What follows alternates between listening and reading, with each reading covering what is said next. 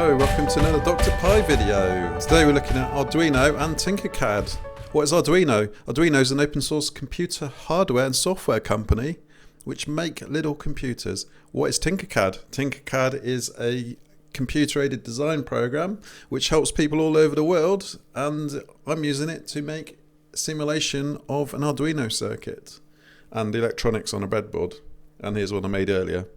So, what have we got? We've got the Arduino Uno, breadboard, a potentiometer and an LCD. If you want to pause it or anything, you can then check out how it's connected up. There's 4 data links, and then there's a 5 volts in and the ground and so on. You'll see in a minute that you will actually be able to inspect this very circuit if you sign up to Tinkercad for a free account. I'm not promoting it in any way. You don't pay anything for it. It's just out there and it's available to use, which is really nice. So, part of my tinkering, if you excuse the pun, with Raspberry Pi, electronics, and my CNC project in general has involved messing about with 5 volts and controlling inputs and outputs. And we all know the GPIO bits and pieces that you can do with Raspberry Pi, which led me down the road to also look at Arduino because I kept on seeing it cropping up. So here we have actually got the code, which is the important bit, because it's all very well just connecting it up and using it as a power supply. So we've got the 2 includes. One is the LCD include and the other is a wire include. This is all in C programming language, by the way, as opposed to Python, which you'll have seen in the Raspberry Pi demos and tutorials.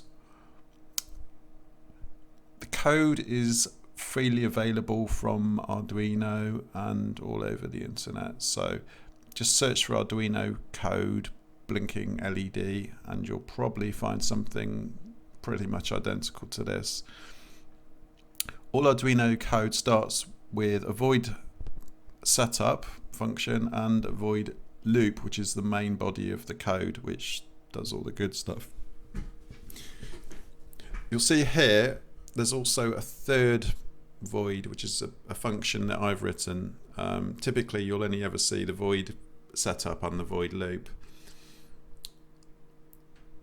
I just did this to show you that you can write your own functions and then include those in the main loop. This particular one just flashes the LED on and off using delay. Different to the Raspberry Pi actually, the delay is in milliseconds.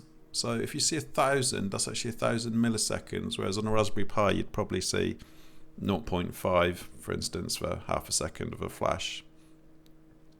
So I hope you're with me so far. What am I doing here? I'm actually about to run the simulation. You can see the button there, start simulation. That actually runs the code and it will show you what happens, hopefully with no errors. Hello, goodbye, hello, goodbye. It runs this 5 times and it stores the number of times it's been run as a constant. You'll remember a previous video where I was going through constants and variables. You'll see once the 5 lots of text have finished, then it just keeps blinking indefinitely. These are some other circuits which just, you know, they're rubbish, but I've just created those as I've been learning Tinkercad. Here you can see the circuit which I've just shown you. If you want to see for yourselves, you can find that on Tinkercad. Copy it or choose to tinker with it and it will load, and there you go.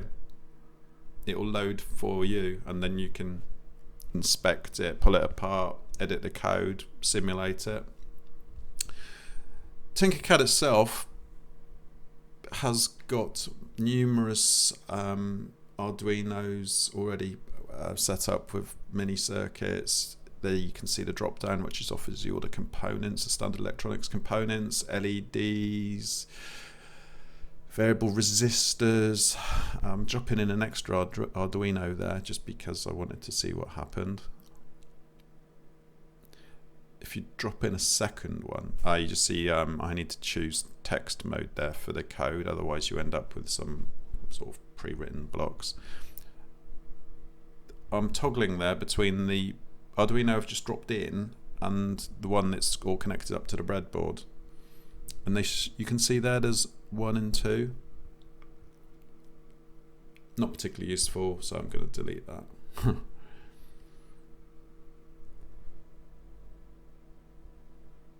Right, there we can see all the libraries that are available for the Arduino. The particular one that I used was the liquid crystal one, and it shows up as an include.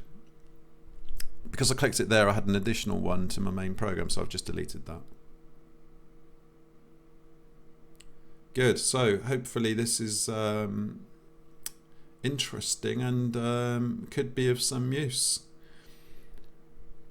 Even if you use a Raspberry Pi, it's still going to be useful to use this to test out your circuits, and if nothing else you can just use the Uno to supply 5 volts rather than connecting up the Duracell battery, which is 9 volts. Thank you for watching. Subscribe if you like it, and I'll be back very soon. Thank you. Goodbye.